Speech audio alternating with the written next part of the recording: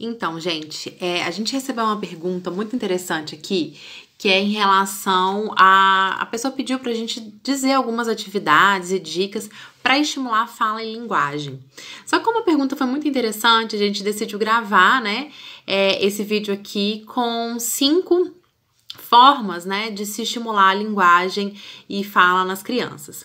Então, a primeira delas, e eu acho que talvez uma das mais completas e mais ricas atividades para se estimular a linguagem de uma criança, e o que a gente geralmente faz muito no consultório, principalmente quando a criança chega com atraso de fala e de linguagem, é uma brincadeira muito simples que grande parte das pessoas já experimentou, que é a brincadeira de faz de conta. Né? O que é brincadeira de faz de conta? São todas essas brincadeiras que envolvem a gente evocar um objeto, né, ou uma situação ausente, ou de atribuir também a esse objeto uma outra função. Então, por exemplo, eu pego essa caneta e aí eu finjo que ela é telefone, né? Então eu tô fazendo de conta. Então todas essas brincadeiras de faz de conta, elas são extremamente ricas e elas produzem um efeito muito benéfico na fala da criança. Dentre essas brincadeiras, a brincadeira mais importante que eu vejo é a brincadeira de casinha. Então, brincar de casinha é uma coisa muito importante. Por quê? Porque quando a criança faz essa brincadeira, ela tá brincando de casinha, ela não só explora esse ambiente que tá ao redor dela, mas ela também reproduz aquilo que ela vivencia no cotidiano. E isso é importante porque ela começa a desenvolver essas questões simbólicas, ela começa a simbolizar. E esse simbolismo, ele é importante também porque ele vai ajudar nesse processamento da linguagem, da fala. Então ela começa a reproduzir, a repetir aquilo que ela escuta, aquilo que ela vê. Então ela começa a usar inclusive expressões e os vocabulários que os pais geralmente usam em casa, que às vezes a professora ou que a babá, enfim, que as pessoas que estão no cotidiano dessa criança utilizam. Então, a brincadeira de casinha ela é extremamente importante, ela é muito rica e é uma brincadeira que a gente vê que traz resultados muito significativos e rápidos para a questão do desenvolvimento da linguagem da fala. Então, essa é uma, com certeza, grande atividade aí para a gente fazer com os pequenos. A outra muito importante também é em relação à leitura, né? Então, fazer leituras periódicas de histórias para as crianças em voz alta é muito importante, porque a gente dá um modelo para a criança de fala, de vocabulário, de pausa, né? Dessa interjeição entre fala e escuta, escuta e fala, então o ouvinte e a pessoa que está falando. Então, isso tudo é muito importante, porque isso ajuda a organizar a parte da fala e da linguagem da criança. Então, essas leituras também valem muito a pena serem introduzidas aí no dia a dia da criança. Outra atividade que também é imprescindível é a gente ensinar essas canções para as crianças. Então, essas musiquinhas infantis, elas são ótimas, por quê?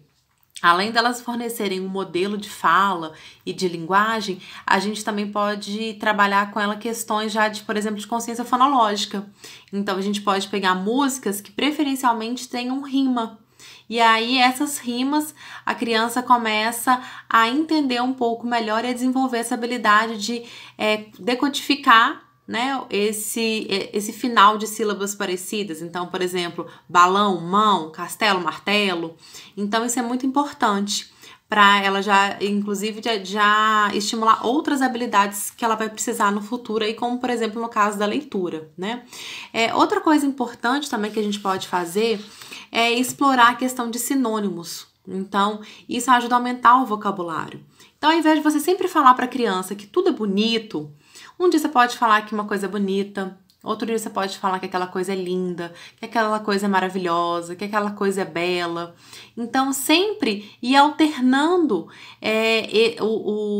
os adjetivos que você utiliza, por exemplo, com a criança. Não usar sempre as mesmas palavras, sempre os mesmos adjetivos. Você pode ir mudando isso, variando, porque isso vai fazer com que a criança também ganhe vocabulário, aumente esse vocabulário.